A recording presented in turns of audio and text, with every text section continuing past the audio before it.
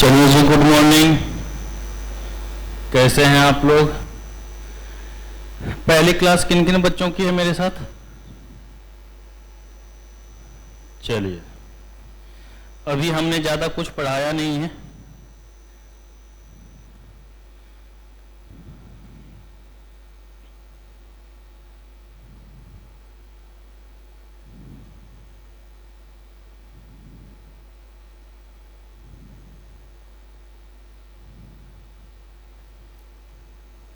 चलिए, तो हम पढ़ रहे थे बेटा बिजनेस इकोनॉमिक्स।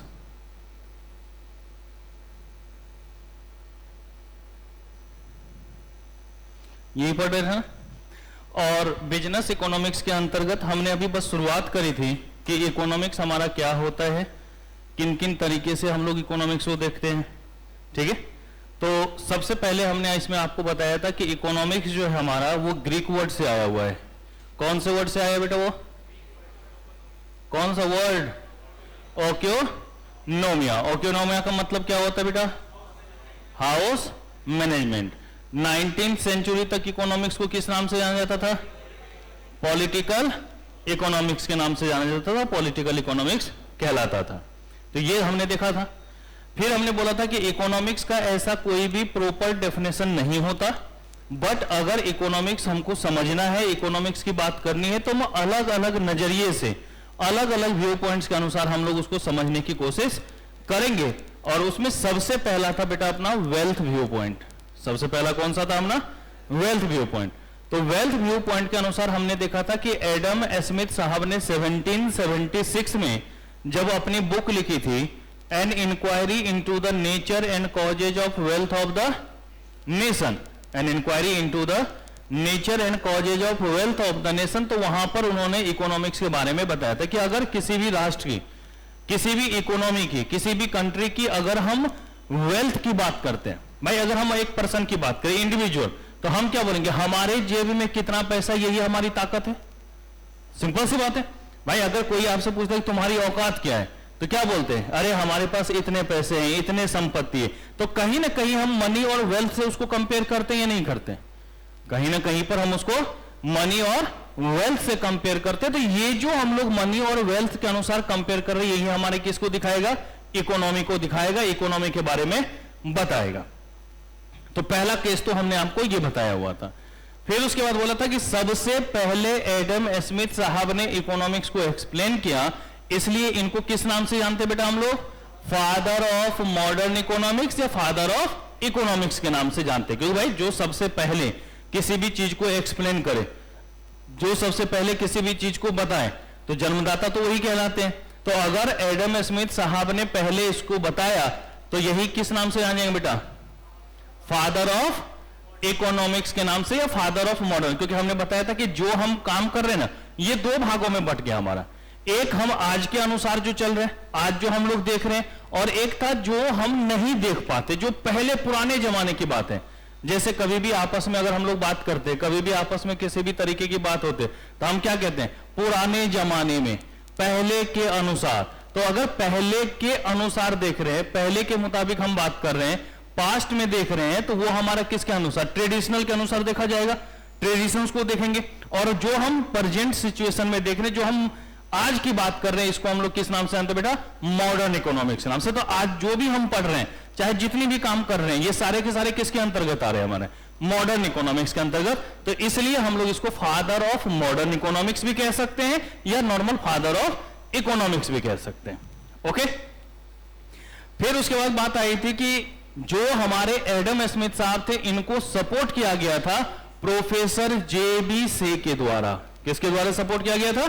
प्रोफेसर जेबी से के द्वारा। और जेबी से ने बोला था economics is a science which deals with money और wealth. Economics is a science which deals with money और वेल्थ। कि जहां पर हम लोग मनी की बात कर रहे हैं, वेल्थ की बात कर रहे हैं, वो हमारा किसके अंतर्गत आएगा? इकोनॉमिक्स के अंतर्गत आएगा। इकोनॉमिक्स के अंतर्गत उसकी बातें हम लोग करेंगे। तो वेल्थ व्यू पॉइंट का अगर हम कंक्लूजन निकाल के देखें, तो इसमें जो मेन मोटिव हमारा था वो मनी और वेल्थ था। तो हम लोग ये कह सकते हैं कि मनी और wealth is more important than human being. क्योंकि कहीं पर भी वेलफेयर की बात नहीं हुई, कहीं पर भी इंसानों की कोई बात नहीं हुई, सिर्फ और सिर्फ किसकी बात हुई है? पैसों की बात की है, सिर्फ और सिर्फ किसकी बात हो रही है, मनी वैल्यू की बात हो रही है। तो इसलिए हम लोग यहां पर क्या बोलते हैं कि मनी और wealth is more important than human being. फिर हमने लिखवाया था कि the only source of human happiness is money और वेल्थ। आप देखते होंगे कि जब कोई छोटा बच्चा रो रहा हो, हाथ में उसको चॉकलेट दे दीजिए, खुश हो जाता है या नहीं हो जाता है ना। ऐसे ही लोगों के पास भी है कि वो अपनी खुशी सिर्फ इन चीजों में देखता है कि हमें क्या प्राप्त हो रहा है, हम क्या गेन कर रहे हैं, हमारा किसमें बेनिफिट है। भाई आपको कोई दोस्त बोलता है कि भाई चलना वहां पर थोड़ा सा काम है, आप बोलते हैं अच्छा इसमें मेरा क्या फायदा। तो ये जो मेरा क्या फायदा देख रहे हैं, इसका मतलब आप सिर्फ और सिर्फ मनी मोटिव है, वेल्थ मोटिव है। तो आप कहीं ना कहीं अपनी खुशी और प्रसन्नता सिर्फ और सिर्फ किसके अंतर्गत देखते हैं, पैसों के अंतर्गत देखते हैं, मनी के अंतर्गत। इसलिए वहां पर हमने लिखवाया था the only source of human happiness is money और wealth. The only source of human happiness is money और वेल्थ। कि जैसे अगर मैं आज ये अनाउंस करूं कि बेटा मैं अगली क्लास में टेस्ट लूंगा, अरे सर अभी टेस्ट मत लो, पहले पढ़ लेने दो फिर देखेंगे। मैं मतलब जो जो टेस्ट देगा उन सबको 501 रुपए का इनाम दूंगा, सर आज ले लो टेस्ट। हो जाएगा अंतर या नहीं हो जाएगा? क्योंकि सोर्स ऑफ ह्यूमन हैप्पीनेस क्या दिख रहा है हमें, सिर्फ और सिर्फ मनी, पैसा, अपना सपना मनी मनी, है ना। वो अक्षय कुमार वाले एक गाना था ना, क्यों पैसा पैसा करते हो, क्यों पैसे पे तुम मरते हो, है कि नहीं, दे दनादन। तो मेन मोटिव क्या होगा बेटा, माल छापना। तो ये हमारा किसका था, वेल्थ व्यू पॉइंट के अनुसार। और सबसे लास्ट लाइन इसमें हमने लिखवाया था कि अगर कहीं पर भी हम वेल्थ की बात कर रहे हो, वेल्थ को देख रहे हो, तो वहां पर सिर्फ और सिर्फ टेंजिबल गुड्स की बात करी जाएगी। किसकी बात करी जाएगी वहां पर, सिर्फ और सिर्फ टेंजिबल गुड्स की बात करी जाएगी। इनटेंजिबल गुड्स की बात नहीं करेंगे, इनटेंजिबल गुड्स को नहीं देखेंगे। टेंजिबल गुड्स का मतलब होता है कि जहां कहीं भी अगर हम सिर्फ और सिर्फ किसकी बात करें, जो हमें दिख रहा है, जिसकी कोई ना कोई इकोनॉमिकल वैल्यू है, जिसको हम आसानी से खरीद सकते हैं, सेल परचेज करते हैं, वो हमारा क्या होता है, टेंजिबल गुड्स। लेकिन कुछ ऐसी चीजें जो भावनात्मक होती है, दिखता नहीं है, उसको खरीदा नहीं जा सकता क्योंकि उसकी कोई इकोनॉमिकल वैल्यू नहीं होगा। जैसे अगर आप लोग यहां पर फीस दिए, तो फीस दिया आपने पढ़ने के लिए, तो आप क्या आके बोलेंगे सर हमने आपको खरीद रखा है, चलो हमारे घर पे झाड़ू पोछा कर देना, होगा क्या? नहीं। तो सर्विसेज को कभी खरीदा नहीं जा सकता है, ठीक है, उसकी कोई इकोनॉमिकल वैल्यू नहीं है। तो ये हमारा किसके अंतर्गत आता है, इंटेंजिबल है। उसको यहां पर इंक्लूड हम लोग नहीं करते, उसको इंक्लूड करके हम लोग नहीं चलते हैं। ये बात आपको यहां पर क्या करना है, बेसिकली ध्यान में रखना है, इसको यहां पर आपको समझ के चलना है। ओके, चल, तो यहां तक तो हमने आपको करवा दिया था, बाकी आज की बात लिखते हैं और फिर उसको हम लोग समझते हैं। तो लिखिए बेटा दूसरा, बेटा इतना ही पढ़ाया था हमने पिछली क्लास में, तो किसी से लिख लेना, शायद 1-2 पेज में होगा, ज्यादा से ज्यादा होगा भी नहीं, ठीक है। तो उसको नोट जरूर कर लेना। आज बारिश में कौन कौन भीग गए थे भाई, आया सुबह मजा? बहुत दिनों के बाद दिल्ली में थोड़ी बारिश तो हुई, बस धूप ना उग जाए आज। चल, दूसरा है हमारा वेलफेयर व्यू पॉइंट।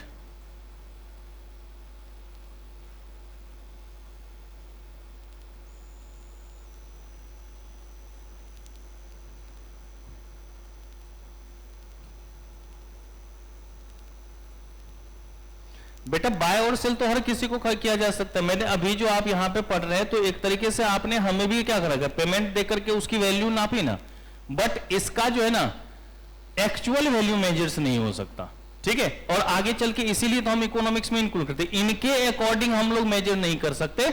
आगे चल के इकोनॉमिक्स में टेंजिबल और इंटेंजिबल दोनों को देखा जाता है, आप इग्नोर नहीं कर सकते, ठीक है बेटा।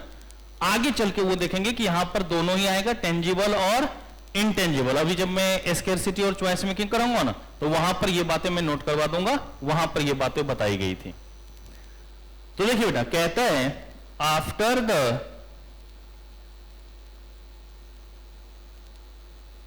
Criticism of wealth viewpoint,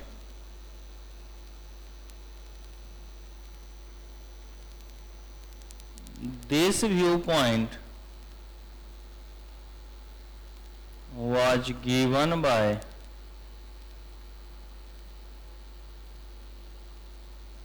Alfred Marshall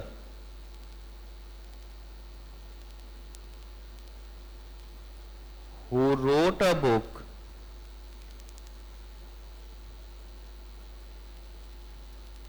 in 1890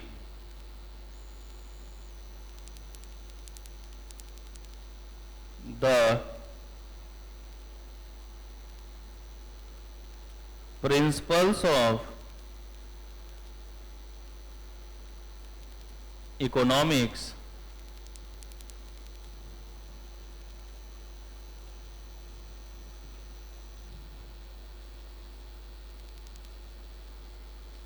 Alfred Marshall is also known as father of modern micro economics, या सीधा लिख सकते हैं फादर ऑफ माइक्रो इकोनॉमिक्स। बेटा लिख सकते हैं, नहीं लिख सकते हैं?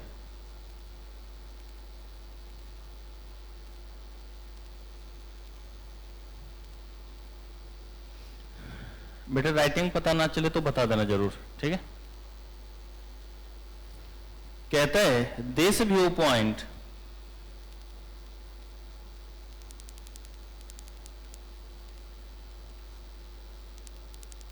was also supported by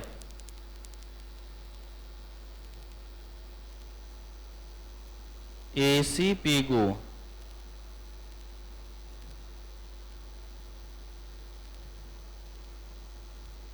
A.C. Pigou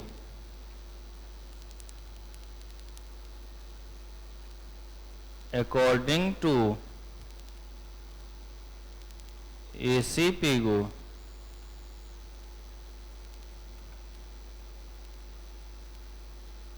money is only a medium to achieve welfare or money is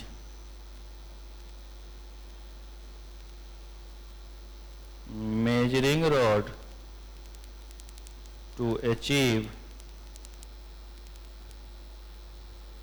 wealth, कि मनी जो है सिर्फ वेलफेयर को प्राप्त करने का एक साधन है। ऐसा नहीं है कि सारा का सारा चीजें हमारा क्या हो जाएगा, वो मनी ही है। तो एल्फ्रेड मार्शल ने ये बात बोली थी कि देखिए चूंकि आप पहला जो कंसेप्ट हमारा एडम स्मिथ का है उसमें सिर्फ और सिर्फ मनी के ऊपर फोकस किया गया। भाई अगर सिर्फ और सिर्फ पैसे के ऊपर फोकस कर रहे हैं, मनी के ऊपर फोकस कर रहे हैं, तो क्या दूसरे टर्म्स की कोई वैल्यू नहीं है? क्या दूसरे टर्म्स की कुछ ना कुछ वैल्यू होगी या नहीं होगी? तो वो चीजें यहां पर क्या करना है, देखने की जरूरत है, उसको यहां पर समझने की जरूरत है। तो ये चीजें आपको क्या करना है, यहां पर ध्यान में रखना है। तो एल्फ्रेड मार्शल ने कहा कि ना, ऐसा कह देना कि सब कुछ मनी है वो सही नहीं है। हम तो सिर्फ मनी को एक मात्र साधन मानते हैं कि भाई हमको किसी का मदद करना है तो चलो हमारे पास पैसा होना चाहिए, लेकिन मोटिव क्या होना चाहिए हमारा, वेलफेयर का। मोटिव हमारा किसका होना चाहिए, मदद करने का, वेलफेयर करने का, उसकी बातें होनी चाहिए। और यही चीजें A.C. पिगू ने भी बोला था कि जिस तरीके से एक ह्यूमन बीइंग के लिए बैकबोन का होना जरूरी है, कि भाई एक बिना रीढ़ के हड्डी के इंसानों की कोई वैल्यू है क्या, नहीं। तो बोला कि जिस तरीके से ह्यूमन बीइंग के लिए बैकबोन का होना जरूरी है, उसी तरीके से अगर हम कहीं पर भी वेलफेयर करते हैं तो उसके लिए वेल्थ का होना जरूरी है, क्योंकि वेल्थ होगा तो हम वेलफेयर कर पाएंगे। अगर हमारे पास खुद वेल्थ नहीं है तो हम दूसरे की मदद कहां से कर पाएंगे, दूसरे का वेलफेयर कहां से कर पाएंगे। ये चीजें आपको क्या करना है, ध्यान में रखना होता है। ओके, तो ये चीजें आपको यहां पर क्या हुआ, बताई गई किसके अंतर्गत बेटा, A.C. पिगू के अंतर्गत। और ये हमने देखा वेलफेयर व्यू पॉइंट के अनुसार, वेलफेयर व्यू पॉइंट में। तो अगर वेलफेयर व्यू पॉइंट का मेन मोटिव देखें तो क्या था, तो लिखिएगा according to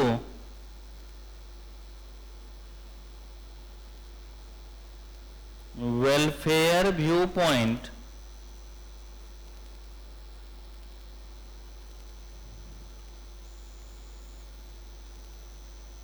man is important than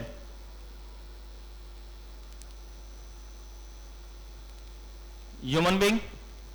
Man is more important than human being.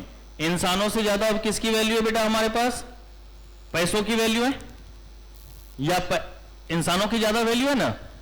पहला वाला क्या बोला था कि हमारे पास जो है, ओ सॉरी मैंने दोनों चीज एक ही तो लिख दिया, मनी और वेल्थ ना बेटा, मनी और वेल्थ। कि पहले में हम लोग क्या करते थे कि मनी को ज्यादा वैल्यू देते थे और इंसानों को क्या देते थे? कम। अब किसको देंगे हम लोग? इंसानों को ज्यादा वैल्यू देंगे और पैसों की कम अहमियत होगी। तो अब हमारे लिए जो मनी है वो क्या हो जाएगा? Secondary option. और हद तक यही सही है या नहीं है भाई? लोग कहते हैं ना कि भाई धन संपत्ति हो या ना हो, आपस में प्यार होना चाहिए, आपस में एक दूसरे से मिलकर रहना चाहिए। ये बातें होती है नहीं होती? तो हमारे लिए पहला मोटिव क्या है? इंसान। पहला मोटिव क्या है हमारे लिए? इंसानों की है, हम इंसानों की बात करेंगे। ओके। फिर दूसरा कहता है यहां पर जो कि सबसे इंपॉर्टेंट चीजें, और इसको समझाने के लिए पूरे के पूरे 1-1.5 घंटे का क्लास में दूंगा। जब मैं नेचर ऑफ बिजनेस इकोनॉमिक्स पढ़ाऊंगा उसका 8वां पॉइंट देखेंगे, उसमें अभी जो मैं लाइन लिख रहा हूं इस एक लाइन को एक्सप्लेन करने के लिए मैं 1.5 घंटे लगभग समय दूंगा। है इकोनॉमिक्स इज बोथ पॉजिटिव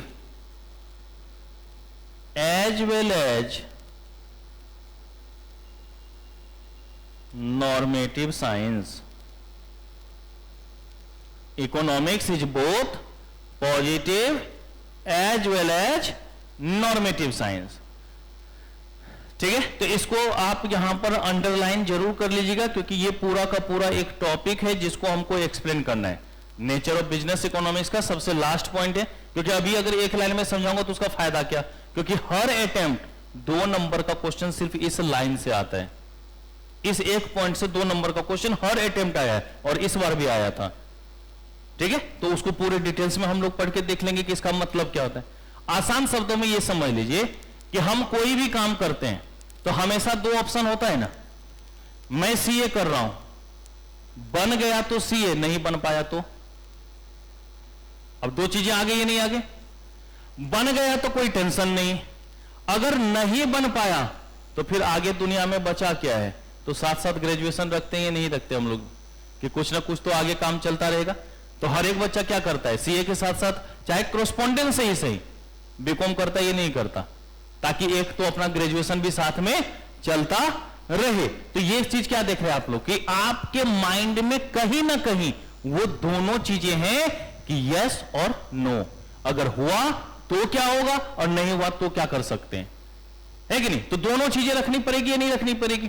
तो ये बातें आपको यहां पर करने की आवश्यकता है। जैसे अभी आप लोग आए, अब बारिश हुई, 1-2 बच्चों का मेरे पास मैसेज भी आया कि सर क्लास होगी या नहीं होगी। मैंने बोला बेटा क्लास एक ही शर्त में कैंसिल हो सकती है, जब इंडियन गवर्नमेंट या दिल्ली सरकार का कोई एक नोटिफिकेशन होगा कि आज कोई भी कोचिंग नहीं खुल सकता या आज नेशनल हॉलीडे है, आपको बंद रखना पड़ेगा, अन्यथा छुट्टी नाम की कोई चीजें नहीं होती। हम दुर्गा पूजा में कोई छुट्टी नहीं देते, सिर्फ अपनी छुट्टी करता हूं मैं, बाकी 3 टीचर की क्लास होती रहेगी। उसमें कहने कि दुर्गा पूजा में फास्ट होता है मेरा 10 दिन, तो हिम्मत नहीं होती 6 दिन के बाद पढ़ाने की, तो 6 दिन तो पढ़ाता हूं, फिर आराम से 3-4 दिन स्वास्थ्य लाभ लेता हूं, फिर नए जोश के साथ दीपावली में फिर छुट्टी। दीपावली में आप लोगों की भी 3 दिन छुट्टी, दीपावली से भैया दूज। तो अब क्या हो रहा है कि दोनों चीजें देखनी पड़ेगी ना, पॉजिटिव और नॉर्मेटिव साइंस। सुबह हम भी आए थे तो घुटने से नीचे पूरा भींगा हुआ था, ऊपर आराम से सूखा था, चल पहुंच गए क्लास में पढ़ाने के लिए कि भाई अपना टाइम है, अपना काम है, करेंगे। अब सामने जब पहुंचा तो बच्चे मात्र 55-60 बैठे हुए थे। मतलब ये बात वही क्या है, आज सारे एब्सेंट। लेकिन जब फिर ऑनलाइन ऑन किया वहां पर, तो वहां पर लगभग 40, 45, 48 बच्चे जो है ऑनलाइन में पढ़ रहे थे। तो अब क्या हो रहा है, दोनों चीजें देखना है ना। अब बच्चा घर में बैठा हुआ है, अगर मैं क्लास कैंसिल करता तो वो बच्चे तो अभी जो पढ़े हैं वो नहीं पढ़ पाते। तो ये चीजें आपको यहां पर देखने की, पॉजिटिव और नॉर्मेटिव दोनों चीजें होती। तो इसको हम पूरे डिटेल्स में बात करेंगे कि इसका मतलब क्या होता है, किन किन चीजों को इंक्लूड करते हैं, किन किन चीजों को देखते हैं, ये सारी चीजें यहां पर हम लोग करेंगे डिटेल्स के अंतर्गत। ओके, नोट कर लिया सबने यहां तक। तीसरा लिखिए बेटा, scarcity and choice making.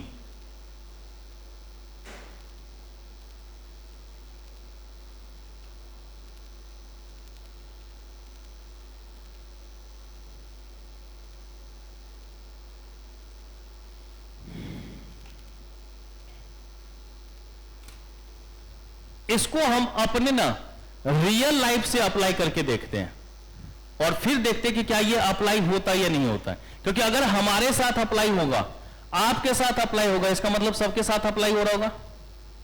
Okay, चलिए आज से कुछ समय पहले चले जाते हैं, आपको थोड़े से छोटे और कर लेते हैं। आपने एक चिप्स का पैकेट खरीदा, शुरुआत में एक बार में 3-3, 4-4 चिप्स उठा के देते हैं, लेकिन जब पता चलता है अब जो है 5-7 रह गया है, क्या करते हो उसके बाद? एक निकालते हैं, उसमें भी धीरे धीरे चलता है या नहीं चलता? अप्लाई करते या नहीं करते?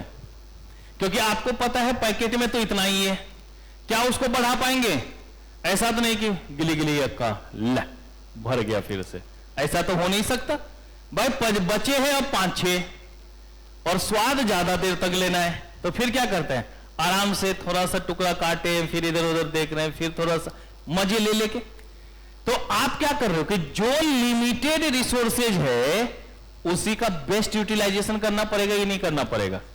अगर आपने जल्दी से निपटा दिया और फिर मान लो बाकी लोग खा रहे हैं, तो बैठ के देखते रहोगे, वो तेरी खा रहे हैं, मेरे तो खत्म हो गया। या अगर आप घर में 2-3 भाई बहन हो और बचपन में जब खाना खाते थे तो ये मजा ज्यादा आता था। मान लो मम्मी ने सबको एक एक मिठाई दी और आप हीरो बनते हुए एक ही बार में दिखाने के चक्कर में ये देखो पूरा मिठाई मैंने अपना खा लिया। बहन ज्यादा बदमाश होती है, उसके बाद वो दिखाएगी देख मेरा। होता था ये नहीं होता था?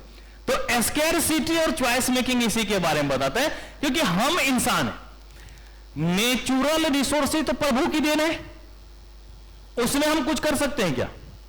जो प्राकृतिक संसाधन है, जो हमारा नेचुरल रिसोर्सेज है, उसको बढ़ाया तो नहीं जा सकता, लिमिटेड है। तो अब उसी लिमिटेड को क्या हम मैक्सिमम कर सकते हैं यूटिलाइजेशन? कैसे उसका मैक्सिमम यूटिलाइजेशन कर सकते हैं, कैसे उसको बढ़ा सकते हैं, यह चीज देखना पड़ेगा या नहीं देखना पड़ेगा? तो यहीं पर जरूरत होती है बेटा डिसीजन मेकिंग की। यहीं पर किसकी आवश्यकता होगी? डिसीजन मेकिंग की। तो आगे हम उसकी भी बात करेंगे कि डिसीजन मेकिंग क्या होता है, आज ही बात करेंगे उसको। तो डिसीजन मेकिंग की जरूरत होती है। तो ये जो कंसेप्ट है ना, ये दिया गया था बेटा लोयनल रॉबिन्स के द्वारा। किसके द्वारा दिया गया था? ये लोयनल रॉबिन्स के द्वारा दिया गया था, जब उन्होंने 1931 में अपनी बुक लिखी थी nature and significant of economics. बेटा इसमें थोड़ा सा कंफ्यूजन है, क्योंकि कुछ बुक्स में 1930 दे रखा है, कुछ बुक्स में 1932 भी दे रखा है, बट आईसीआई ने 1931 फॉलो किया है, तो हमें भी क्या फॉलो करना है?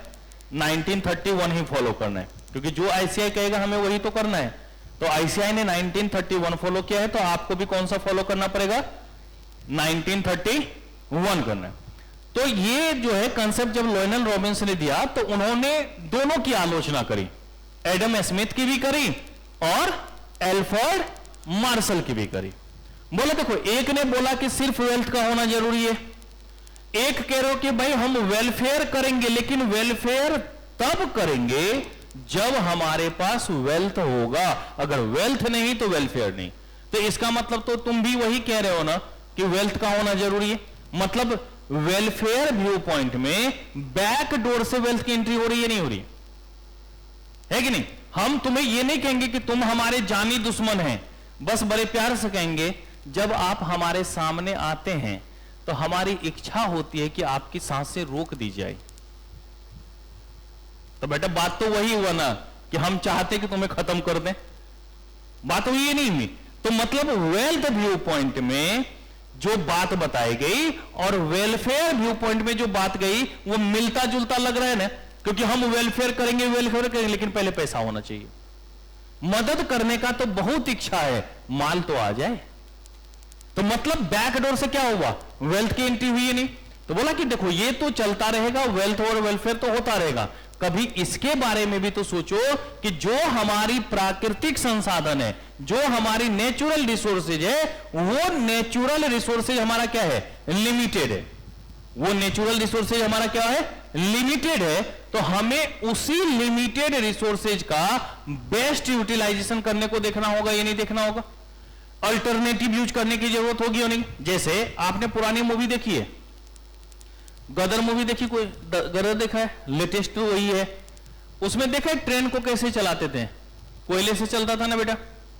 अगर सारी ट्रेन कोयले से ही चलने वाली होती तो आज तक कोयला खत्म हो चुका होता, ये नहीं होता।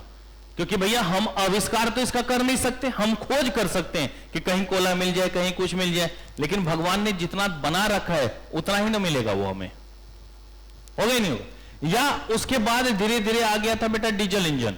तो डीजल इंजन आ गया मतलब पेट्रोलियम के ऊपर। अगर सारी इफिशियंसी पेट्रोलियम के ऊपर ही लगा दे तो ये भी तो लिमिटेड है बेटा, ये भी तो लिमिटेड रिसोर्सेज है, इसका भी कहीं ना कहीं आज नहीं तो कल वो क्या हो जाएगा, खत्म हो जाएगा। तो अब धीरे धीरे क्या हुआ, सोलर एनर्जी से चलने वाली ट्रेनें आ गई या नहीं आ गई, हाइड्रोजन से चलने वाली ट्रेनें आ गई। तो हम क्या कर रहे हैं, अल्टरनेटिव यूज को देख रहे हैं, नहीं देख रहे। पहले बाइक सिर्फ और सिर्फ पेट्रोल से चलने वाला था, ये नहीं था। लोगों ने कल्पना भी करी थी कि इसके अलावा कुछ आ सकता है, लेकिन अब देखो इलेक्ट्रिक बाइक आया ही नहीं आया, बगल से चल जाता है, पता भी नहीं चलता, आवाज भी नहीं होता, आया ही नहीं आया। तो ये हम लोग क्या करें कि अपनी रिसोर्सेज को कैसे बढ़ाया जाए, क्योंकि भाई जो भी इलेक्ट्रिक बाइक होगा उसमें बैटरी बनेगा, बैटरी के लिए लिथियम का होना जरूरी होता है, लिथियम का फिर भंडार मिला है, उसका लाइफ क्या हो जाएगा, बढ़ जाएगा या नहीं बढ़ेगा। जो पेट्रोल और डीजल है उसकी लाइफ बढ़ेगी या नहीं बढ़ेगी।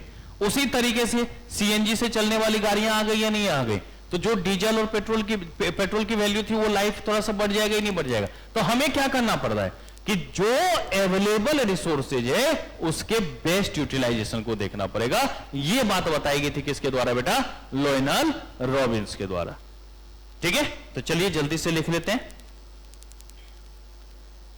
After the criticism of, criticism का मतलब होता है बेटा आलोचना। ठीक है, आफ्टर द क्रिटिसिज्म ऑफ, क्योंकि ऐसा मत समझ जाना कि भाई उसको गलत कर दिया, गलत नहीं किया। हम ये कहते हैं कि देखो तुमने अच्छी बात बोली है लेकिन इसमें कुछ खामियां भी है, ये होता है आलोचना। और गलत करना क्या होता है, नहीं तुमने बोला है गलत है, ये नहीं हो सकता, ये होता है गलत करना। तो क्रिटिसाइज किया गया था, ना कि रॉन्ग किया गया था। ठीक है ना, तो हमेशा कोई भी इकोनॉमिस्ट जो नए आते हैं वो क्या करते, क्रिटिसाइज करते, रॉन्ग नहीं। क्योंकि हर एक जमाने में सबने अपनी अपनी सही बातें बोली है। भाई आज के दौरान हम लोगों के समय में पढ़ने का तरीका अलग था, आज के जमाने में अलग है या नहीं है। भाई हम लोगों में तो ये ऑनलाइन का कोई जमाना ही नहीं था, कोई सिस्टम ही नहीं था, यूट्यूब बाबा भी नहीं थे, फिर भी पढ़ रहे थे। लेकिन आजकल के बच्चे घर पे आराम से स्वास्थ्य लाभ ले रहे हैं, लेकिन लाइव क्लासेज उनके घर तक पहुंच गई या नहीं पहुंच गई। क्लास चलो छूट गया, शाम में आराम से रिकॉर्डिंग अपना देख रहा होगा। तो ये भी एक तरीके से क्या है, अल्टरनेटिव यूजन। तो इसका मतलब क्या पुराने जमाना गलत था क्या, उस टाइम में जो हम लोगों के मास्टर जी थे वो गलत होते? अरे हम लोगों के तो खतरनाक मास्टर जी हुआ करते थे, शाम में घर घर पहुंच जाते थे कि बच्चा पढ़ रहा है नहीं है और ढूंढ देते थे वहां पे भी। आजकल अगर टीचर ऐसे मिल जाए तो बच्चे बाद में बोलेंगे अच्छा अंधेरा होने दे, मास्टर निकलेगा तो हम लोग पीछे से ईंट मार के भाग जाएंगे। आजकल के ऐसे भी खतरनाक बच्चे होते। या बच्चों को डांट दो, सर देख लो, डांटने का नहीं, आपको पढ़ाना हो पढ़ाओ, नहीं पढ़ाना है मत पढ़ाओ, बोल नहीं सकते हैं। और ऐसे बच्चों को फिर मैं धो देता हूं और मजा आता है। बेटा एक चीज याद रखना, जो सीए होता है वो अपने आर्टिकल को जरूर परेशान करता है, उसका रीजन है क्योंकि जब वो आर्टिकलशिप में था तब वो भी तो परेशान हुआ था ना। तो वो हमेशा पहले पता है क्या सोचेगा कि जब मैं सीए बनूंगा ना, मैं कभी अपने आर्टिकल पे अत्याचार नहीं करूंगा, उसको खुश रखूंगा हमें। लेकिन जब खुद सीए बन जाता फिर सोचता है ना हमारा सीए हमको कहां छोड़ा था, तुमको कैसे छोड़ दे। होता ही नहीं होता, ये हर तरीके से। भाई हमें हमारे टीचर्स ने खूब धोया है तो मैं क्यों बच्चों को छोड़ दूं। अब भाई 5, 6, 7 में पढ़ाता नहीं हूं कि बच्चों को थपड़ा भी दें, लेकिन डांट तो सकता ही हूं ना। और मस्त मजा आता है डांटने में। जब जिस दिन किसी बच्चे को डांटता हूं ना, इतना सुकून मिलता है, लगता है कि हमारे जो मास्टर जी ने मारा था ना आज वो बदला पूरा हुआ। चल इसलिए थोड़ा सा बच के रहना हमारी क्लास में कम से कम। चल, after the criticism of wealth and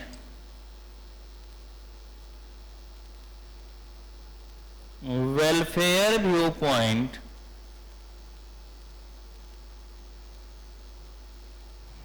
this viewpoint was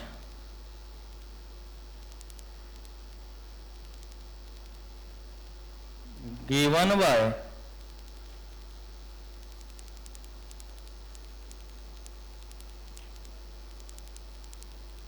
Lionel Robbins. According to Robbins,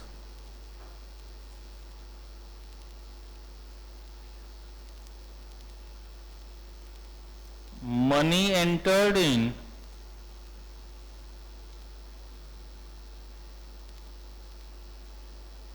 welfare viewpoint by backdoor. कि अगर कभी क्वेश्चन ये आ जाए कि भाई किसने ये बताया था कि वेलफेयर व्यू पॉइंट में मनी की एंट्री बैकडोर से हो रही है, तो नाम क्या याद रखोगे? Lionel Robbins. Okay, who wrote a book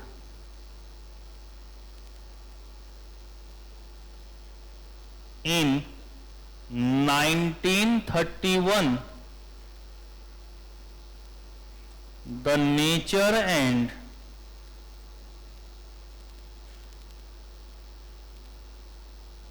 Significance of Economics. Nature and Significance of Economics.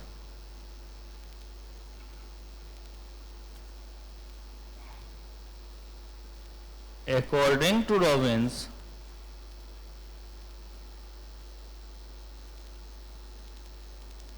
देखो क्या क्या, human wants are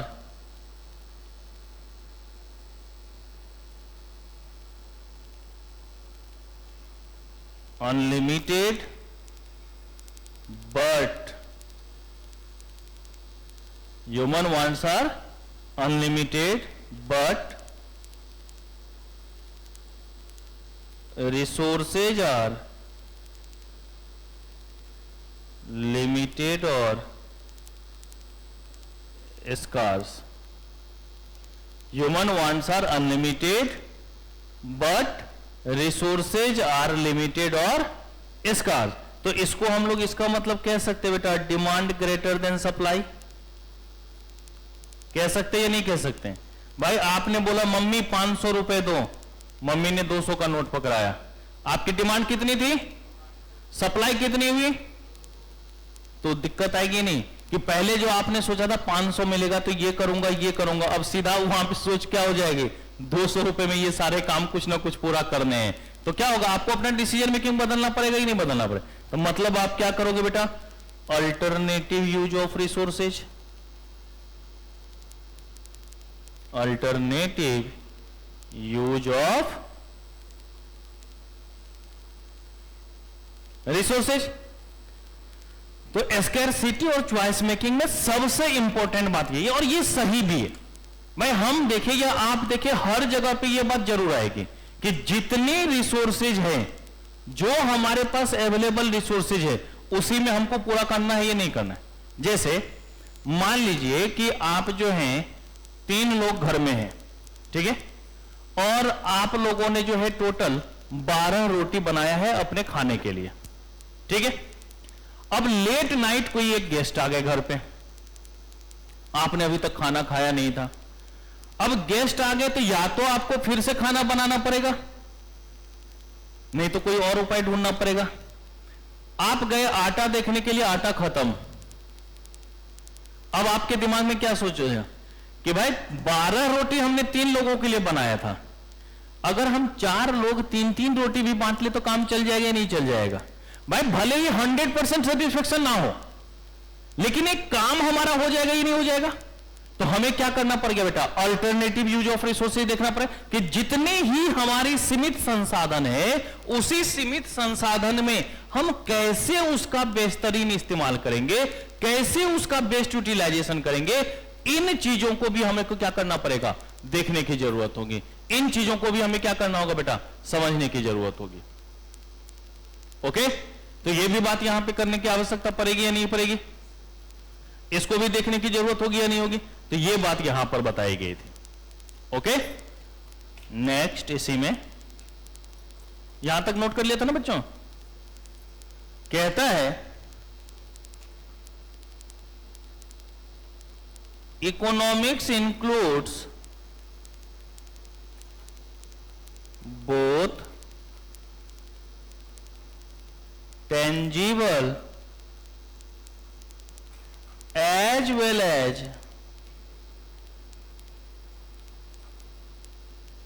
intangible goods, that is services. Economics includes both tangible as well as intangible goods. ये दोनों तरीके की बात कर रहे हैं ना बेटा हम लोग, टेंजिबल गुड्स को भी देख रहे हैं और इनटेंजिबल गुड्स की भी बात कर रहे हैं, ठीक है। और एडम स्मिथ ने यही चीजें गलत बोली थी ना, उन्होंने सिर्फ और सिर्फ क्या मेंशन करा हुआ था, सिर्फ और सिर्फ टेंजिबल गुड्स को मेंशन किया था, इनटेंजिबल गुड्स को मेंशन नहीं किया था। तो वो चीजें थोड़ा सा यहां पर ध्यान में रखना होगा ना, उन चीजों को समझना होगा ना। चल, और लास्ट वन जिसके कारण सबसे ज्यादा बदनामी हुई इसकी, वो क्या था, तो कहता है economics is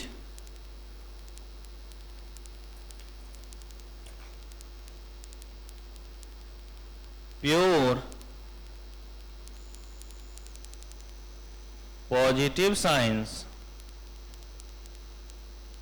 that is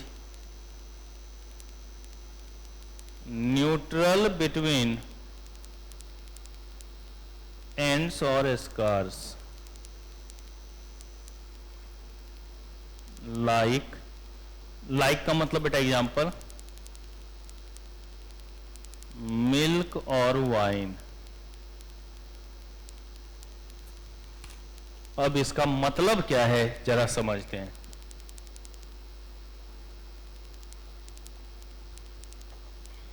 attendance बन गया आप लोगों का?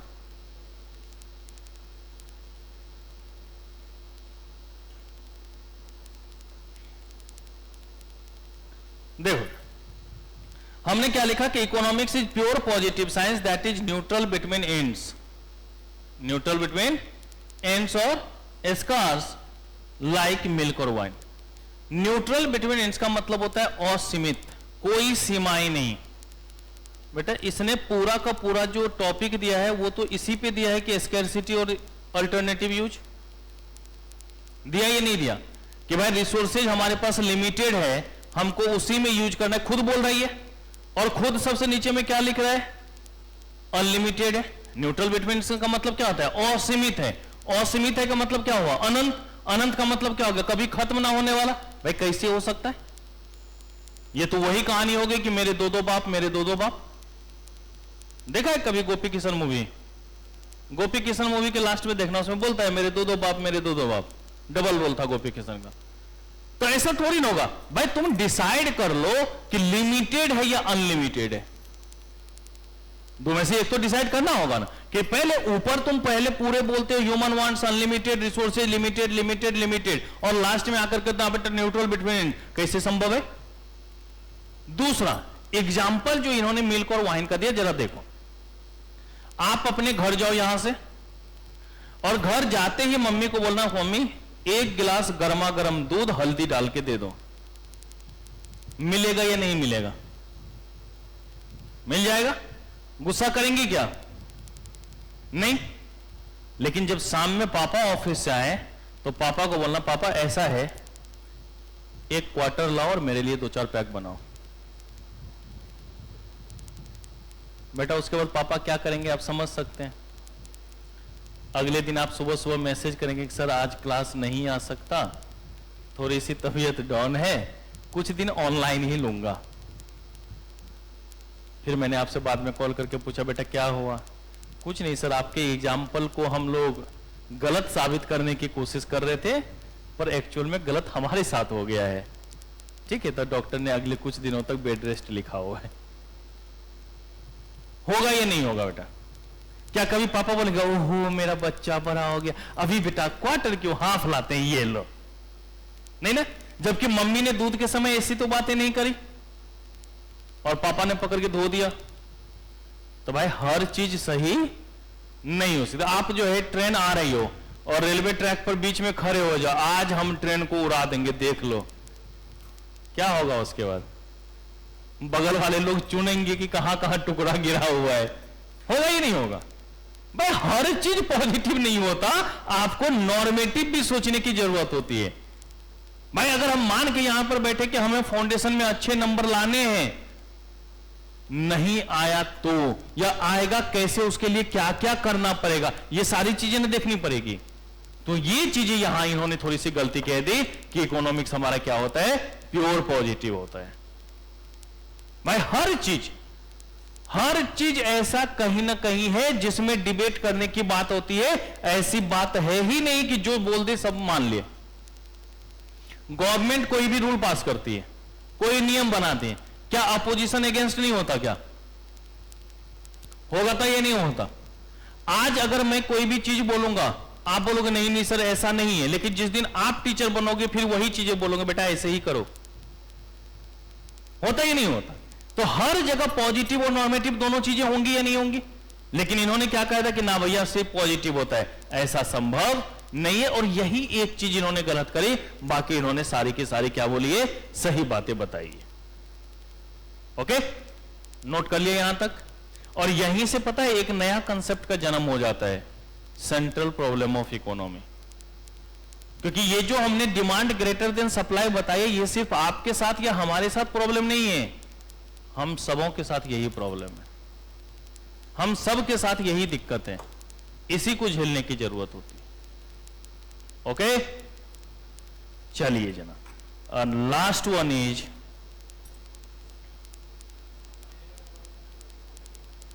Dynamic growth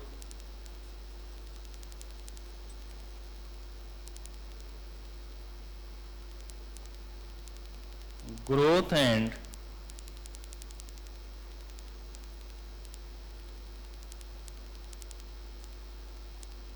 development view point.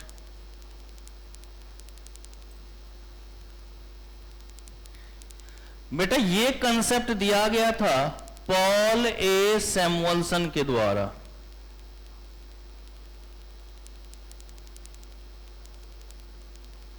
PAUL, Paul, A for Alexander, तो पूरा ए ही सिर्फ लिखना, SAMUELSON,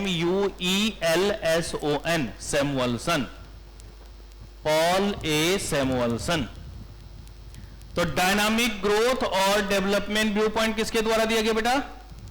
पॉल ए सैमुअल्सन के द्वारा। किसके द्वारा दिया गया? पॉल ए सैमुअल्सन के द्वारा। तो पॉल ए सैमुअल्सन ने कहा कि how man and society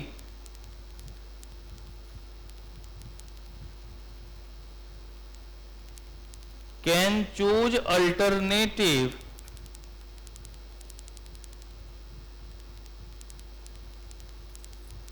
how man and society can choose alternative from his available resources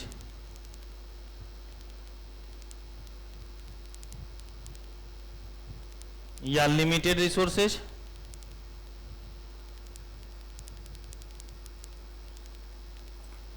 for his development। बेटा आप न्यूज में सुनते होंगे, कभी कभी किसी के बारे में देता था बहुत गरीब आदमी है, बहुत मेहनत से पढ़ाई करी और यूपीएससी कंप्लीट कर गया। होता ही नहीं इस तरीके से, बहुत मेहनत करी इंजीनियरिंग में टॉप कर गया या किसी और चीज में टॉप कर गया, इस तरीके की बातें आती है नहीं। मतलब उसके पास संसाधन बहुत कम है ना। अब अगर संसाधन बहुत कम है तो वो ये सोचने लगे कि भाई मैं तो बहुत गरीब हूं, अब हमसे नहीं हो पाएगा, तो जिंदगी में कोई काम कर पाएगा क्या? लेकिन वो क्या करता है, उसी अवेलेबल रिसोर्सेज में से देखता है कि हम अपनी तरक्की को कैसे खोज सकते हैं, हम कैसे डेवलप कर सकते हैं, हम किस तरीके से आगे बढ़ सकते हैं। ये सारी चीजें वो मेंशन कर लेता है या नहीं कर लेता है? किससे? जितने ही उसके पास संसाधन है, जितने ही रिसोर्सेज है, उसी में से काम चला लेगा या नहीं चला लेगा? भाई अगर आपको मम्मी ने 100 रुपए दिए और बोला उसी में दिन भर तुमको एडजस्ट करना है, तो आप निकाल लोगे कि इसमें हमको जाने में कितना खर्च करना है, आने में कितना खर्च करना है, दोपहर में नाश्ता कितना करना है, वो सारी चीजें मैनेज कर लोगे या नहीं करोगे? तो बस उस अवेलेबल रिसोर्सेज से ही क्या करेंगे, कैसे कैसे हम इस्तेमाल करें ताकि हमारा क्या हो सके, ग्रोथ हो सके, उसके बारे में बात बताई गई थी। किसके द्वारा? पॉले सैमुअल्सन। तो आसान शब्दों में हम ये कह सकते हैं कि पॉले सैमुअल्सन ने बेटा सबसे होशियार व्यक्ति था। इसने अपना कोई डेफिनेशन नहीं दिया, इसने अपना कोई प्रॉपर डेफिनेशन नहीं दिया है। ये थोड़ा सा सबका इग्नोर करके और उसको मिला मिला करके काम करते, कुछ भी चीजों को छोड़ेंगे, कुछ को लेंगे, इस तरीके की बात करी। कैसे? तो मैं एक छोटा सा एग्जांपल बताता हूं। मान लीजिए कि एक जगह पे 4 इकोनॉमिस्ट बैठे हुए थे, सॉरी साइंटिस्ट बैठे हुए थे। एक जगह पे 4 साइंटिस्ट बैठे हुए थे, इंडिया का, अमेरिका का, रसिया का और चाइना का। अमेरिका वाला कहता है कि मैं ऐसा फाइटर जेट बना सकता हूं जिसकी कल्पना भी नहीं की जा सकती, कोई देश बना भी नहीं सकता है। तो सबने बोला ठीक है भाई दिखाओ कैसे। उसने एक फाइटर जेट बनाया और सबको दिखाया कि देखो ये फाइटर जेट। सबने वाकई ताली बजाई कि भाई बहुत बढ़िया बहुत बढ़िया। फिर आई रसिया की बारी। रसिया कहता है कि मैं इसमें ऐसी टेक्नोलॉजी लगा सकता हूं जिससे इसकी मारक क्षमता और बढ़ जाएगी, मतलब जो अटैकिंग पावर होता है वो इसकी क्या होगी, और ज्यादा बढ़ेगी। कि अगर मान लीजिए अभी 2000 किलोमीटर जा सकता है तो हम लगा देंगे 3000 किलोमीटर चला जाएगा। इस तरीके की बातें, एक बार में जो है ज्यादा से ज्यादा जो है आर्म्स ये ऊपर ले जा सकता है, इस तरीके की बातें। तो सबने बोला ठीक है करके दिखा। उसने भी वो थोड़ा सा टेक्नोलॉजिकल चेंजेज और शेप वगैरह में बदलाव करी और फिर काम चल गया। फिर आई चाइना की बारी। तो चाइना बोला देखो भैया आजकल इजराइल से सीखो, कितना भी मिसाइल दागते हैं लगभग 98% 99% तो ऊपर ही खत्म कर देता है, नाम मात्र का हमला हो पाता है। बोला अगर इसमें मैं ऐसा कलर कर दूंगा ना कि वो जो उसका एंटीडोम मिसाइल है जो कैप्चर कर लेता है कि मिसाइल आ रहा है, वो भी पता नहीं चल पाएगा, वो कैच ही नहीं कर पाएगा। बोला अच्छा ऐसा भी हो सकता है क्या? बोला हाँ हाँ रडार भी इसको कैच नहीं कर सकता। बोला ठीक है करके दिखा। उसने वाकई ऐसा पेंट किया जो कि सो ही नहीं हो रहा था। अब इंडिया बेचारे की बारी आई। बोला तू क्या कर सकता है? बोला अरे जो हम कर सकते हैं वो कोई नहीं कर सकता है। बोला करो। उठा, पेंट उठाया, उस पर लिख दिया मेड इन इंडिया। कहानी साफ। ना अब वो अमेरिका का रहा, ना रसिया का रहा, ना चाइना का रहा कहां बेटा? इंडिया ने भाई। ये पॉले सैमुअल्सन ने यही हरकत करी थी। इसने बोला आपके पास संसाधन का होना जरूरी है, इसका मतलब वेल्थ का होना जरूरी है ना? वेल्थ है तो उसी में से आपको सारी चीजों को देखना है, मतलब वेलफेयर को भी देखना है, सारी चीजें अरेंज भी करनी, सब कुछ देखना है। तो इसका मतलब अल्टरनेटिव यूज ऑफ रिसोर्सेज भी देखना है और वेलफेयर भी देखना है। और इन तीनों को मिलाकर के हम देखेंगे कि सबका साथ सबका विकास कैसे हो सकता है। हो गया डायनामिक ग्रोथ और डेवलपमेंट भी, लेकिन आया तो तीनों ही मेथड ना बेटा। तो ये अपना, और अब वर्तमान में अगर हकीकत में देखा जाए तो इसी मेथड के अनुसार हर कोई चल रहा है। क्योंकि जहां कहीं भी आप बात करोगे हमेशा किसकी बात होती है? ग्रोथ की बात होती है, नहीं होती? डेवलपमेंट की बात होती है, नहीं होती? तो हम भी जो बात करेंगे वो किसके बेसिस पे बात करेंगे बेटा? ग्रोथ के बेसिस पर बात करेंगे। किसके अनुसार देखेंगे उसको? ग्रोथ के अकॉर्डिंग देखेंगे, उसको समझ करके चलेंगे हम लोग। ओके, तो ये बात ध्यान में रख लोगे, पक्की वाली बात। और एक और इकोनॉमिस्ट का लिख लेते हैं बेटा, जेकब वीनर। सबसे अच्छा डेफिनेशन अगर देखा जाए ना यही है, क्योंकि इसको याद ही नहीं करना पड़ता। इसने कहा था इकोनॉमिक्स इज व्हाट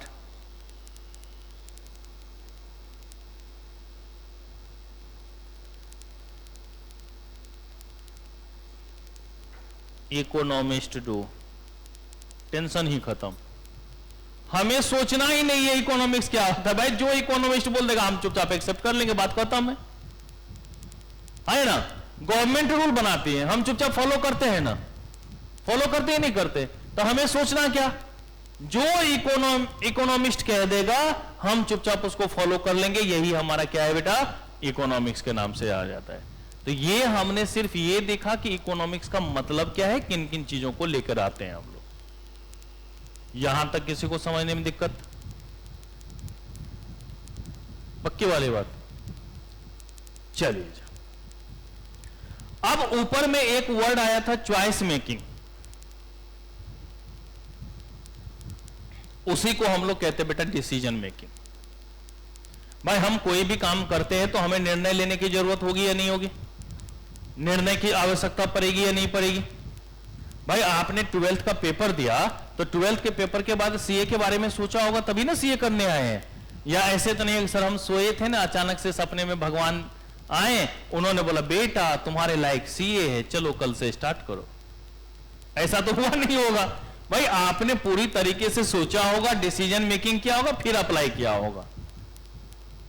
ओके, तो अब अगर डिसीजन मेकिंग की बात करें, किसकी बात करें बेटा हम लोग, डिसीजन मेकिंग की, तो क्या होता है डिसीजन मेकिंग में जरा देखो। अभी कोई लिखना मत बेटा, पहले समझ लेना फिर नोट करना। ओके,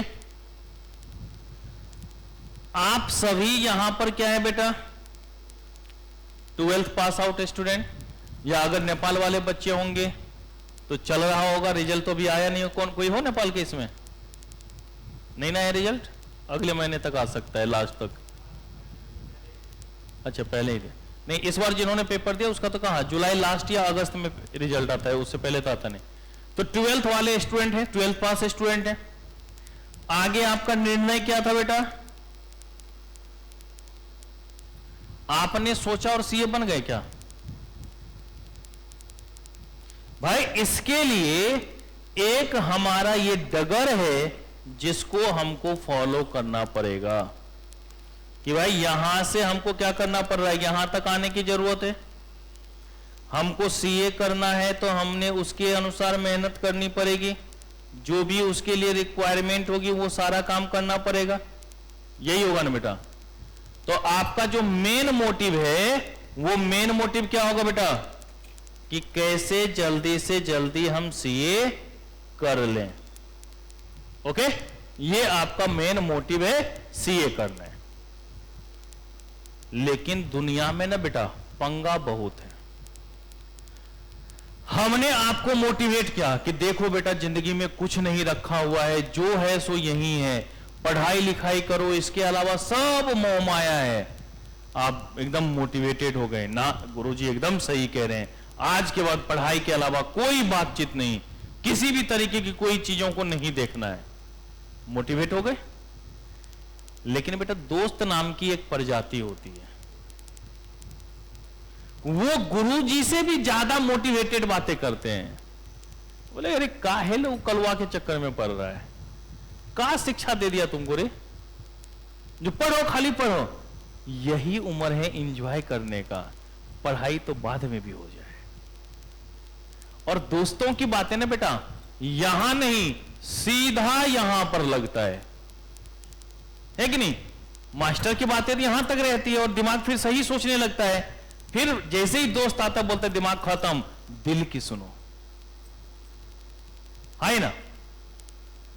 क्या कहावत भी है कि दिल होता लेफ्ट है बट कहता हमेशा राइट है, क्योंकि ये आपके दोस्त ने आपसे कहा है इसलिए राइट है। तो अब क्या हो, यहां पर दोस्त ने बोला कि भाई सुनना, मेरे पापा जी ने बर्थडे पे बोला है कि बेटा अगर तुझे कहीं घूमने जाना है तो तू जा सकता है, अगर तुझे कहीं घूमना है तो जा सकता है, बता यार कहां चले घूमने के लिए। अब तुम बोलोगे नहीं नहीं नहीं हमारे सर ने मना करा है, हमें तो जाना नहीं है। तो बोला अरे चल ना यार, 2-4 दिन की तो बात है, 2-4 दिन में क्या हो जाएगा। तो आप बोला चलो चलते हैं। फिर जब तुम इतना आग्रह कर रहे हो तो तुम्हारे कहने पे चलते हैं गोवा घूमने के लिए। कहां पहुंच गए बेटा?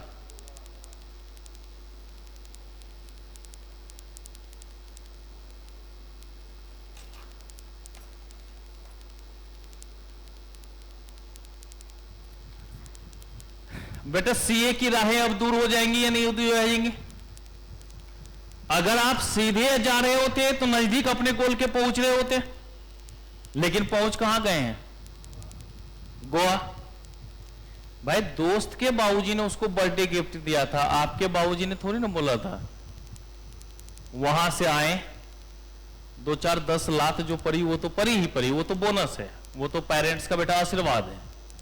हाँ प्यार है, जब ज्यादा प्यार आता है मम्मी का तो कूटती है, ठीक है, और जब उनके हाथ की एक आध चूड़ी टूट जाए तो और ज्यादा कूटती है, क्योंकि प्यार और उम्र के बाहर आता है। फिर उन्होंने आपको बोला आज से तेरा खर्चा पानी बंद, अपना तू देख ले भाई, तुझे जैसे जो करना है वो तू अपना जान, हम नहीं जानते। बस हो गया। अब आपको अपने दोस्त के ऊपर जरूर गुस्सा आ रहा होगा, जरूर आप गुस्सा रहे होंगे, लेकिन कर भी क्या सकते हैं, दोस्त है। अब आपने यहां सोचा कि चलते हैं कहीं जॉब वॉब कुछ कर लेते हैं पार्ट टाइम, उससे एक चीज तो फायदा होगा कि थोड़ा सा इनकम भी हो जाएगा और पढ़ने के लिए हम अपना काम भी कर पाएंगे। तो अब आप यहां से कहां पे पहुंच गए बेटा? अपना सपना मनी मनी। कहां पहुंच गए? अपना सपना मनी मनी। क्योंकि यहां पर सिर्फ आप किसकी बातें कर रहे होंगे? भोले बाबा दे दो एक नोट छापन की मशीन।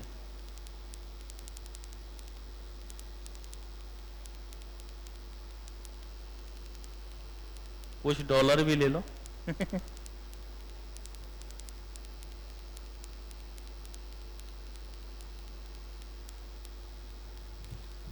क्या हो गया बेटा? अपना सपना मनी मनी। और जैसे ही यहां पर अपना सपना मनी मनी हुआ, सीए का पोर्शन दूर होता चला गया।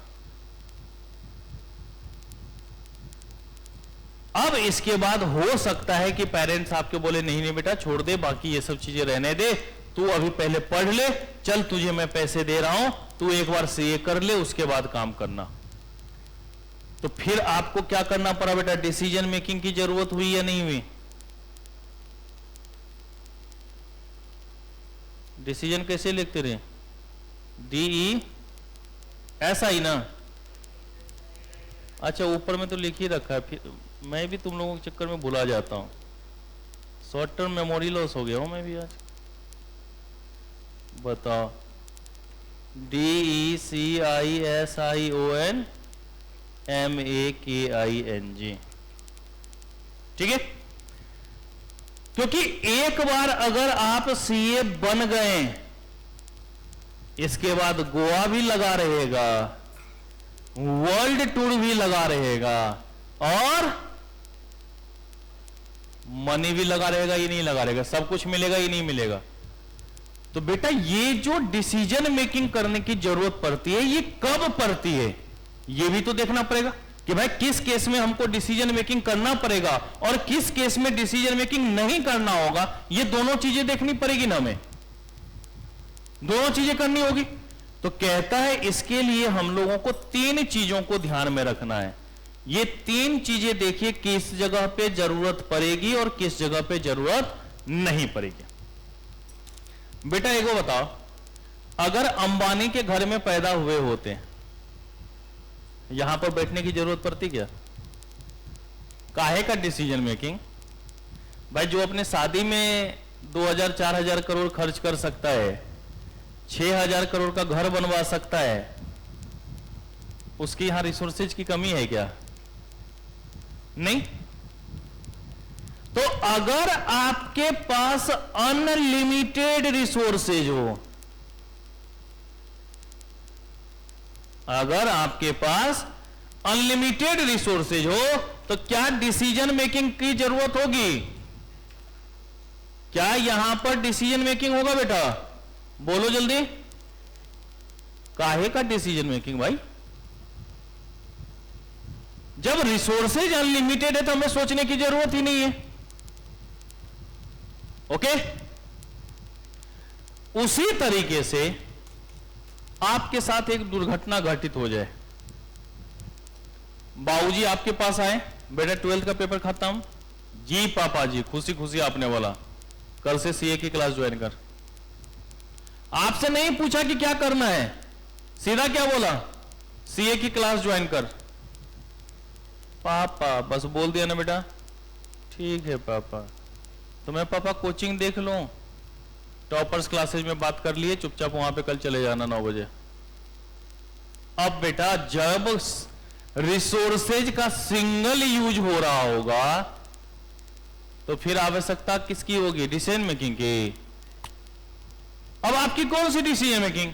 ना बाबूजी ने आपसे यह पूछा कि बेटा करना क्या चाहते हो, अगर करने का लिए पूछता तो फिर आपके माइंड में आता कि बीकॉम करें, सीए करें, सीएस करें, सीएमए करें, या घर में सुतल रहे कुछ ना करें, तब ना डिसीजन मेकिंग जरूरत है। लेकिन बाबूजी क्या बोले, सीए करना है, टॉपर्स क्लासेस से करना है, कल चले जाना, 301 नंबर रूम में बैठ जाना 9 बजे।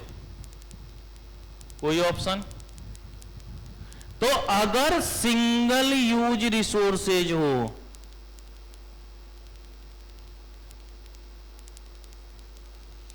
क्या डिसीजन मेकिंग की रिक्वायरमेंट होगी? बोलिए, कोई आवश्यकता नहीं डिसीजन मेकिंग की।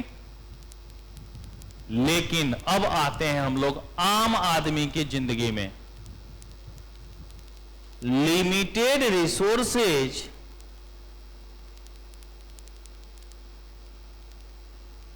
Plus alternative uses. बाबूजी आए, बोले देख बेटा, तुमको पढ़ाने के लिए ये हम 5 लाख रुपए रखे हुए थे किसी तरीके से, ये 5 लाख रुपए हैं, अब तुम देख लो कि इसमें तुम कौन सा कोर्स कर सकते हो। रोना नहीं है बेटा, भावनाओं में ना बे। क्या हुआ, 5 लाख रुपए, और आपको अब लेना पड़ेगा ना डिसीजन की करना क्या है हमको। अब 5 लाख लेकर के नीट करने तो जाएंगे नहीं, पेपरे खरीदने में 5 लाख से ज्यादा लग जाएगा। आजकल तो वही चल रहा है ना, 5 लाख से ज्यादा तो पेपरे खरीदने में लग जाएगा, फिर पता नहीं कॉलेज मिलेगा कि नहीं मिलेगा।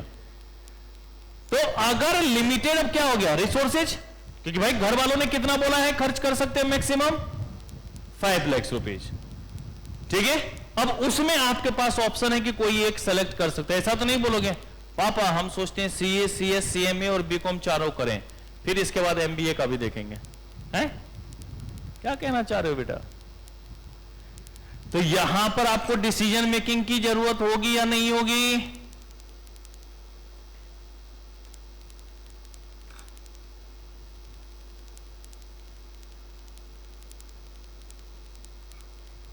ओके, तो सिर्फ एक ही केस ऐसा बनता है जहां पर डिसीजन मेकिंग की रिक्वायरमेंट होती है, और वो कौन सा होगा?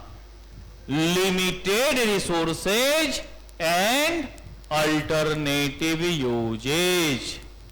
Limited resources and alternative uses, तब जाकर के आपको डिसीजन मेकिंग की आवश्यकता पड़ती है।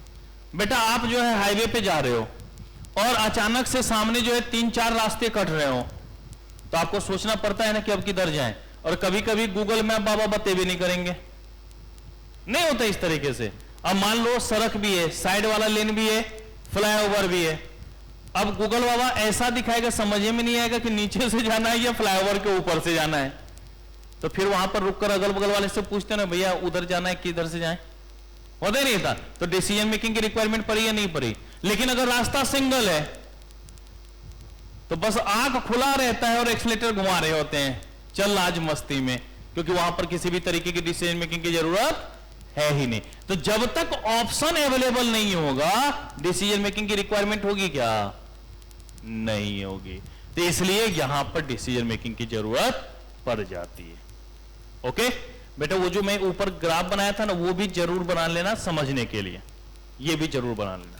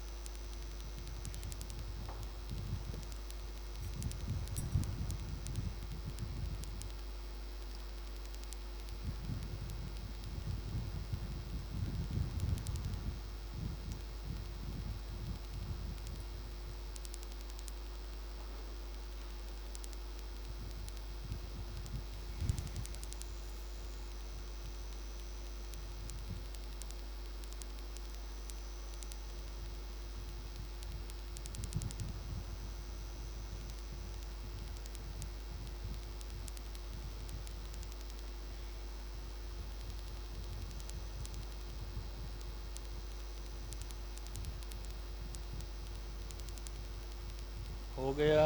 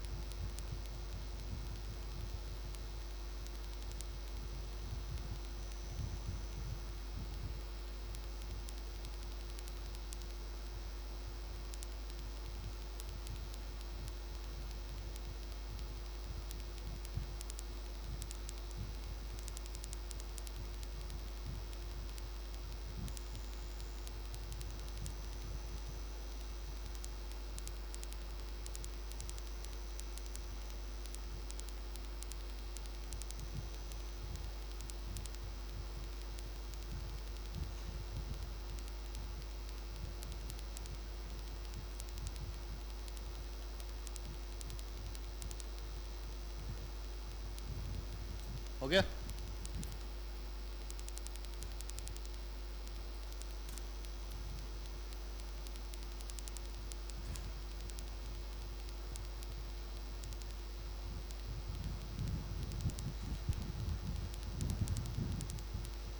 तो ये हमारा क्या होता है बेटा, डिसीजन मेकिंग का तरीका कि कैसे करना है। अब आपने ऊपर देखा होगा, एक मैंने वर्ड यूज किया था, ह्यूमन वांट्स आर अनलिमिटेड। तो वांट्स एक वर्ड आया ही नहीं है। तो देखो इकोनॉमिक्स में ना ये चीजें बार बार रिपीट होगी, वांट्स और नीड्स। तो देखना ये होता है कि वांट्स और नीड्स में क्या अंतर है, वांट्स क्या होता है और नीड्स क्या होता है। कोई बता सकते हो बेटा इसके बारे में?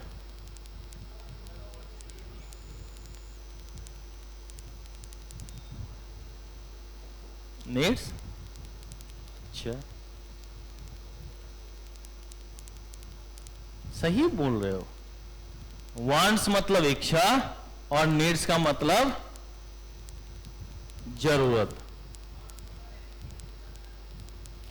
अगर कोई भी चीज हम एडिशनली चाहते हैं, अगर कोई भी चीज हम एडिशनली चाहते हैं, तो वो हमारा किसके अंतर्गत आएगा, वांट्स के अंतर्गत। जैसे हमने आपको समोसा खाने के लिए दिया, आप बोले सर अगर चटनी हो जाता तो मजा हो जाता, ये क्या है आपके अंतर्गत, वांट्स। आपके पास एक बाइक है, आपने बोला सर अगर एक बाइक और हो जाता तो मजा आ जाता, ये क्या हो जाएगा बेटा, वांट्स। खाना खा चुके हैं भरपेट, कुछ मीठा हो जाए तो ये किसके अंतर्गत आएगा, वांट्स के अंतर्गत। तो अगर समथिंग डिजायर्ड की बात करते हैं, जो एडिशनली रिक्वायरमेंट की बात करते हैं, वो हमेशा किसके अंतर्गत आएगा, वांट्स के अंतर्गत आएगा। किसके अंतर्गत आएगा, ये हमारा वांट्स के अंतर्गत। और अगर कोई भी चीज हमारी सर्वाइवल के लिए जरूरत है, तो वो किसके अंतर्गत आएगा बेटा, नीड्स के अंतर्गत। बस इतना याद रखना है, इससे क्वेश्चन इससे पूछता नहीं। आगे मैं अगर वर्ड यूज करूं तो आपको कंफ्यूजन ना हो, इसके लिए ये बातें बता रहा हूं मैं। ओके, अब लिखिए बेटा टाइप्स ऑफ इकोनॉमिक्स। पहले टाइप्स ऑफ इकोनॉमिक्स करवा देता हूं, फिर उसके बाद अगली क्लास में फंडामेंटल्स ऑफ इकोनॉमिक्स की बात करेंगे।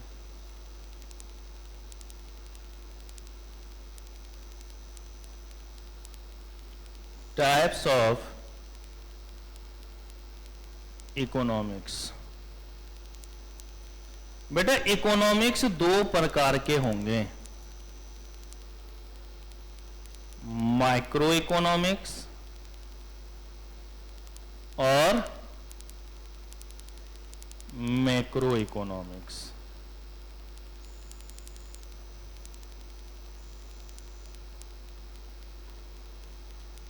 ठीक है, कहते हैं ये जो माइक्रो है ना बेटा, ये ग्रीक वर्ड माइक्रस से आया हुआ है, जिसका मतलब होता है स्मॉल और इंडिविजुअल। तो लिखिएगा the word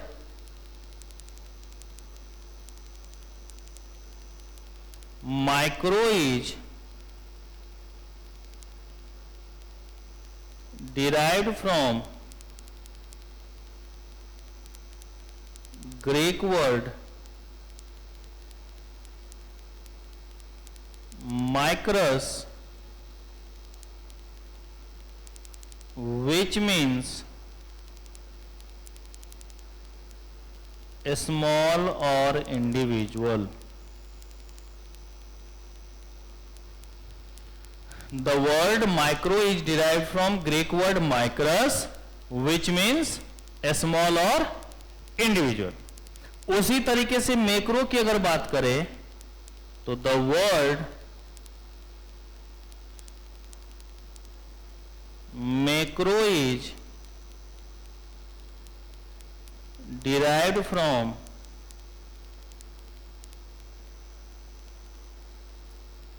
Greek word macros, which means large, aggregate और टोटल. अगर माइक्रो इकोनॉमिक्स की बात करें तो माइक्रो इकोनॉमिक्स कौन से वर्ड से आया बेटा? ग्रीक वर्ड माइक्रस से आया हुआ है, जिसका मतलब ही क्या होगा? स्मॉल और इंडिविजुअल. कि जहां पर हम स्मॉल की बात कर रहे हैं, पार्टिकुलर की बात कर रहे हैं, सिंगल की बात कर रहे हैं, वो हमारा किसके अंतर्गत आएगा? माइक्रो इकोनॉमिक्स के अंतर्गत. लेकिन अगर कहीं पर लार्ज, एग्रीगेट और टोटल की बात करेंगे, वो किसके अंतर्गत आएगा? मैक्रो. तो इसलिए याद रखिएगा कि ये किस वर्ड से आया है? ग्रीक वर्ड मैक्रस से आया है, जिसका मतलब क्या होता है? लार्ज और एग्रीगेट और टोटल की बात कहते हैं. ओके. अगर हम माइक्रो की बात करते हैं तो क्या कहता है? एल्फ्रेड मार्शल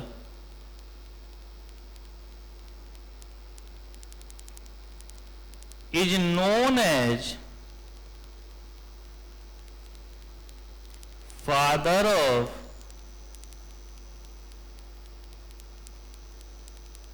माइक्रो इकोनॉमिक्स ना बेटा. और यहां पर होता है professor J.M. किंज is known as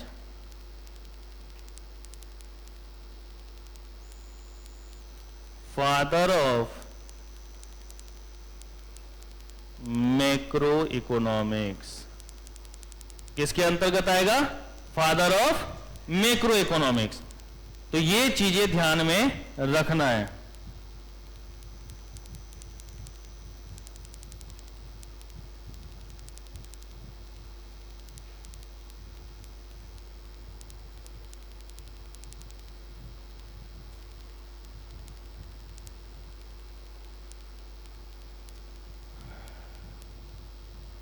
ठीक है. एल्फ्रेड मार्शल किस नाम से जानेंगे बेटा? Father of micro economics. और J.M. किंज किस नाम से जानेंगे? Father of macro economics.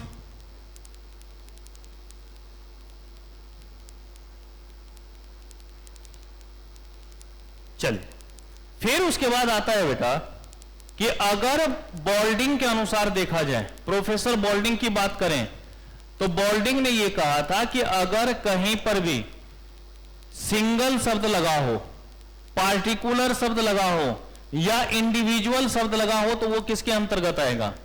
Micro economics. लेकिन मैककॉनल ने यह कहा था कि अगर हम कहीं पर भी एक ट्री की बात करते तो माइक्रो, लेकिन अगर जंगल की बात कर ले तो मैक्रो इकोनॉमिक्स. ठीक है. यहां पर लिखेगा प्राइस थ्योरी किसके अंतर्गत आएगा बेटा? माइक्रो इकोनॉमिक्स के अंतर्गत. क्योंकि हम किसी एक कॉमोडिटी के प्राइस की बात करेंगे. किसकी बात करेंगे हम लोग? किसी एक कॉमोडिटी के प्राइस की बात करेंगे. बट अगर यही इनकम थ्योरी हो जाए तो यह हमारा किसके अंतर्गत आ जाएगा बेटा? ठीक है. और ये सारी चीजें जहां कहीं भी हम लोग देखते हैं तो हम लोग किसके बेसिस पर देखेंगे? सिंगल और पार्टिकुलर के बेसिस पर. ठीक है. माइक्रो इकोनॉमिक्स में किस पे देखेंगे? सिंगल और पार्टिकुलर के बेसिस पर. और मैक्रो में किसके बेसिस पर देखेंगे? क्योंकि ये जो इनकम है ये हम पूरी नेशनल इनकम की बात करेंगे. ऐसा नहीं कि इनकम ऑफ ए कंज्यूमर क्या होता है या income of a house hold क्या है उसके ऊपर बात करेंगे. जब भी हम लोग बात करेंगे पूरी की पूरी क्या करेंगे बेटा? इकोनॉमी की बात करेंगे. पूरी की पूरी इकोनॉमी को देखेंगे. हम अगर फैक्टर प्राइसिंग की बात करते हैं तो फैक्टर प्राइसिंग किसके अंतर्गत?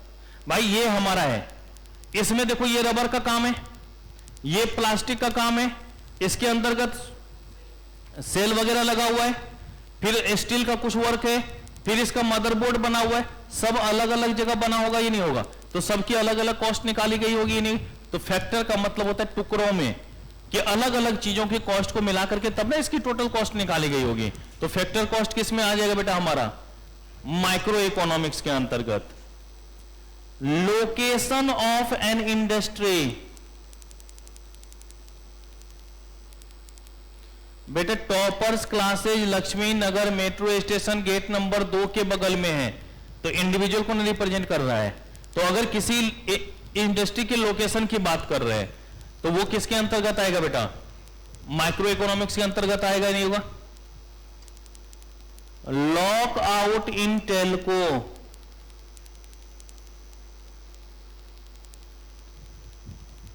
टेल्को एक स्टील की कंपनी है, उसमें तालाबंदी हुई, एक कंपनी है, ये सारा कंपनी है बेटा, एक कंपनी है ना, क्या पूरी की पूरी स्टील कंपनी बंद हो गई होगी? नहीं, सिर्फ एक कंपनी बंद हुई, किसके अंतर्गत? माइक्रो या मैक्रो? माइक्रो के अंतर्गत।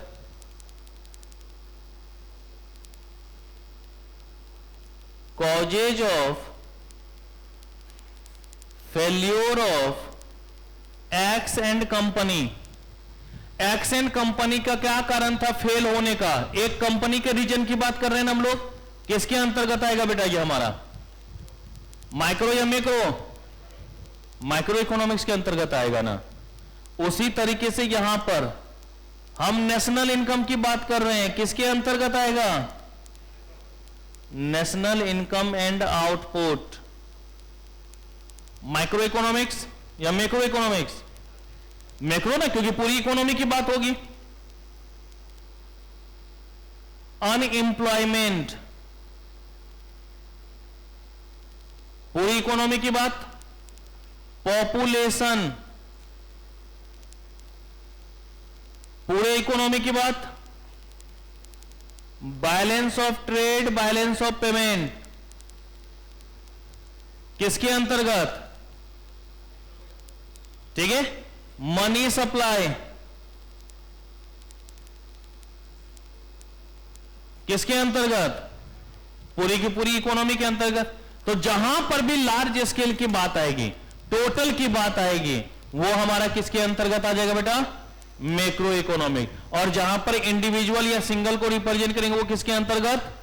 Micro economic. तो इतना ही ध्यान में रखना है, ज्यादा इसमें ध्यान में, और एग्जाम्पल को ज्यादा ध्यान रखना, क्योंकि एग्जाम में बार बार पूछता है। सबसे ज्यादा बार पूछा गया बेटा ये दोनों जो लिखा है ना, ये दोनों सबसे ज्यादा बार पूछा गया है, और तीसरे नंबर पर पूछा गया ये, और चौथे नंबर पर पूछा गया ये।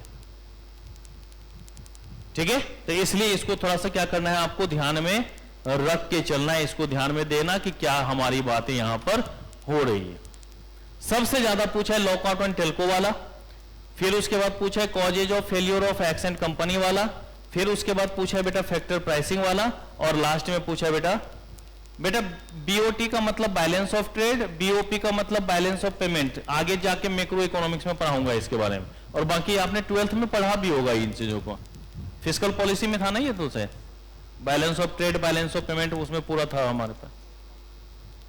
ओके, तो यहां तक ध्यान रख लोगे, पक्की वाली बात देख लो फिर।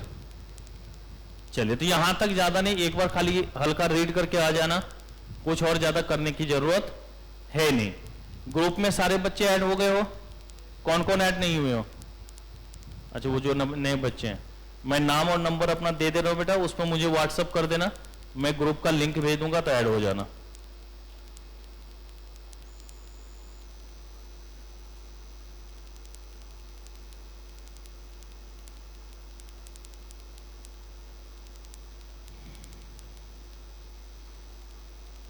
आपको अपना नाम, कॉन्टैक्ट नंबर और बैच कोड में लिख के भेजना बेटा 201NJ25। ठीक है, ये लिख के भेज देना, तो मैं लिंक भेज दूंगा। ओके, उस लिंक में हम लोगों को ज्वाइन करना है। सारी इंफॉर्मेशन आपको वहीं पे मिलती रहेगी। ओके, तो मिलते हैं एक छोटे से अंतराल के बाद। कल तो आप लोगों की लॉ की और अकाउंट्स की क्लास है। ओके, धन्यवाद। तब तक आपका दिन शुभ हो, आप स्वस्थ रहें, मस्त रहें और तंदुरुस्त रहें।